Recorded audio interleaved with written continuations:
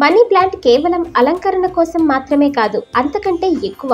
సరైన దిశలో దీన్ని ఉంచటం వల్ల మీ జీవితంలో శ్రేయస్సును, డబ్బును, సామరస్యాన్ని ఆకర్షించడానికి సహాయపడుతుంది. మనీ ప్లాంట్ను ఏ దిశలో పెంచాలో ఇప్పుడు తెలుసుకుందాం. ఆగ్నేయ మూలలో గణేశుడు ఉంటాడు.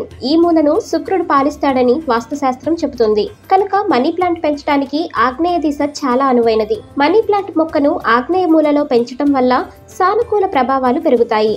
మనీ ప్లాంట్ తీగలు ఎప్పుడూ నేలను తాకకుండా చూసుకోవాలి. ఇది అశుభానికి కారణమవుతుంది. తీగలు ఎప్పుడూ పైకి వెళుతుండాలి. ఇది ఇంటి అభివృద్ధికి దోహదపడుతుంది. మనీ ప్లాంట్ మొక్కను ఎప్పుడూ ఎవరికీ బహుమతిగా ఇవ్వకూడదు. మొక్క వాడిపోయినా, ఎండిపోయినా ఇంట్లో శ్రేయస్సుకు అంతరాయం కలుగుతుంది.